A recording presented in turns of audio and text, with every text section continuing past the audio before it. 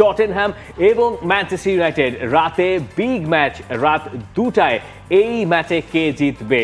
আজ বৃহস্পতিবার রাত, শুক্রবার আপনার ছুটির দিন, আপনি এই ম্যাচটা মিস করতে চাইবেন না। তার উপরে নকআউট পর্বের ম্যাচ। কিন্তু সমস্যা বা আলোচনা হচ্ছে এই ম্যাচের আগে মার্কাস রাশফোর্ডকে নিয়ে অনেক কথা হচ্ছে, কারণ মার্কাস রাশফোর্ড জানিয়ে দিয়েছেন তিনি নতুন চ্যালেঞ্জ নিতে চান।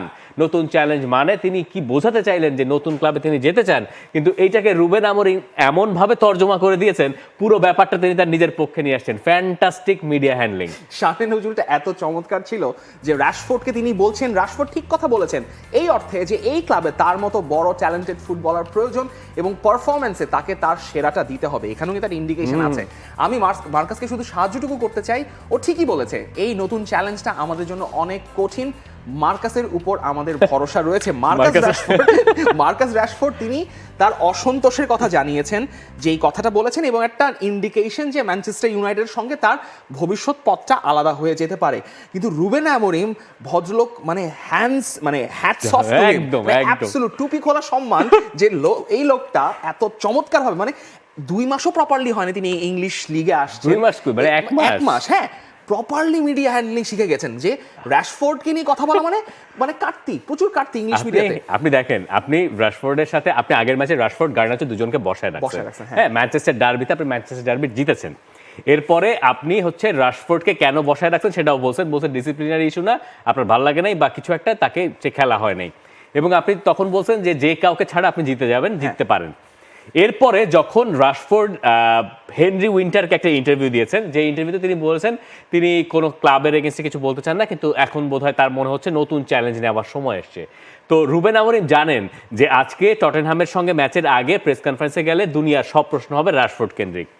তাকে প্রশ্ন করা হলো যে রাশফোর্ড তো বলেছে সে নতুন চ্যালেঞ্জ দিতে চায়, সেই নতুন চ্যালেঞ্জের তর্জমা সে করেছে এইভাবে যে নতুন চ্যালেঞ্জ তো আমি এসেছি ম্যানচেস্টার ইউনাইটেডে, এবং এখন একটা নতুন চ্যালেঞ্জ বিশ্বের অন্যতম বড় ক্লাবে, এর চেয়ে বড় চ্যালেঞ্জ আর কি আছে, এইটাই নতুন চ্যালেঞ্জ। এবং সে বলে দিয়েছে একদম স্পষ্ট করে যে মার্কাস রাশফোর্ড থাকলে তার দলের শক্তি বাড়বে। আপনি কোন আলোচনা করবেন, সমালোচনা করবেন, আপনার কোনো সুযোগই নাই। লোকটা নাই দলের ট্রেনিং এর সঙ্গে, দলের ট্রেনিং এ নাই, টিমেও নাই। এবং আজকের ম্যাচে হয়তো আপনি গার্নাচোরেও দেখবেন, কিন্তু আপনি রাশফোর্ডে আজকেও দেখবেন না। না, এবং তাকে প্রেস কনফারেন্সে এই প্রশ্নের অ্যানসার দিতে হবে যদি ম্যাচ জিতে বা, এবং আমি প্রিটি শিওর রুবেন আমরিম এই প্রশ্নের উত্তর কি দেবেন এটা তার ভাবা আছে। হি ইজ আ জিনিয়াস, মানে মিডিয়া হ্যান্ডলিং এর দিক থেকে। জোসে মরিনো এক টাইপের ছিল, আর উনি হচ্ছেন এমন যে আপনি আসবেন আজকে প্যাচ লাগাবো, সাংবাদিক আমার যায় না, যাই তো আমরা যাই আজকে প্যাচ একটা লাগাবো, আর সে থাকে যে ওর প্যাচে আমি লাগাইতে দিব না, জীবন গেলেও দিব না, এই টাইপের। এটা প্যাচের গিট্টু খোলার কোনো ব্যাপার না, এরা কাইটে দিবে কেচি দিয়ে। হ্যাঁ, আচ্ছা, ম্যাচের প্রেডিকশন দেন। ম্যাচের প্রেডিকশন হচ্ছে টটেনহ্যাম জিতবে। টটেনহ্যাম জিতবে। টটেনহ্যাম হটস্পারের কোচ আঞ্জ পোস্টেকোগ্লু বলছেন যে একটা দল চালানো আসলে প্রধানমন্ত্রীর কাজের চেয়েও নাকি কঠিন। ম্যানেজারের চাকরি করা জীবনের যে কোনো পর্যায়ের সবচেয়ে কঠিন কাজ। আপনি রাজনীতির কথা তুলতে পারেন, কিন্তু এটা তার চেয়েও কঠিন। প্রতি সপ্তাহেই ম্যাচে ভোটাভুটি চলে, এবং হয় আপনি টিকে যান নয়তো বাদ। মানে ঘটনা যা হয়েছে শেষ ম্যাচে যখন আঞ্জ পোস্টেকোগ্লুর দল 5-0 গোলে জিতলো, তারপরেই তো রাসেল মার্টিনকে বরখাস্ত করা হলো, ওটা নিয়ে কথা হচ্ছিল। আর পোস্টেকোগ্লু বেচারা নিজেও তো আসলে খুব ভালো জায়গায় নাই। একবার 5-0 গোলে যেতেন তো পরের ম্যাচে মুখ থুবড়ে পড়েন।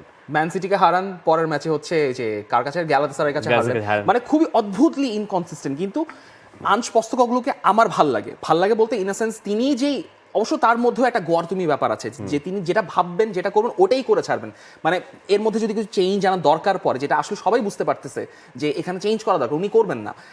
ঠিক আছে, এটাও একদিক দিয়ে কাজ করে। তবে টটেনহ্যামের জন্য এই আলাপও কিন্তু উঠে গেছে যে আঞ্জ পোস্টেকোগ্লুকে বিদায় করে দেওয়ার সময় নাকি চলে আসছে। এটা মানে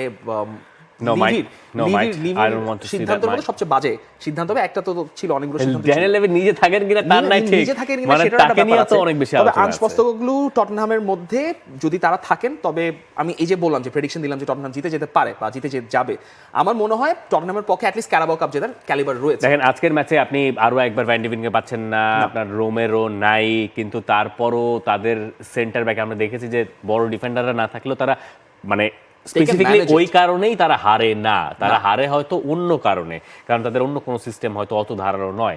ম্যানচেস্টার ইউনাইটেডের মতো দলের সঙ্গে তাদের জেতার সব রকম ক্যাপাসিটি আছে, এই টুর্নামেন্টটা তাদেরই জেতাটা বেশি জরুরি। টটেনহ্যামের তো আসলে এই টুর্নামেন্টই জেতা দরকার, কিন্তু Exactly. এবার আপনি সেমিফাইনাল যদি হিসাব করেন সব বিগ টিম বিগ এখানে টিম আছে। উঠে গেছে, ওইদিকে নিউক্যাসল উঠেছে, নিউক্যাসল উঠে গেছে, লিভারপুল 3-0 গোলে জিতেছে তারা। তো যেই ম্যাচে আপনি সেমিফাইনালে পান না কেন, সেই ম্যাচে আসলে একটা টাফ ম্যাচ হতে যাচ্ছে। টটেনহ্যামের আপাতত ফাইনাল নিয়ে ভাবার কোনো কারণ নাই, যেহেতু ঘরের মাঠে ম্যাচ তাদের।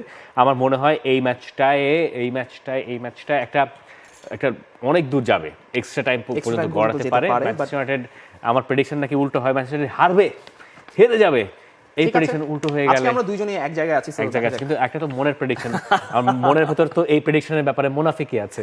যাই হোক, আজকে রাতের প্রেডিকশন কি হতে পারে আপনি আমাদেরকে জানাতে পারেন, কমেন্ট সেকশন আপনার জন্য খোলাই আছে। For more updates, subscribe to our YouTube channel and click on the bell icon. Follow us on Facebook and Instagram. Download T-Sports app to enjoy exciting games and highlights. Visit tsports.com.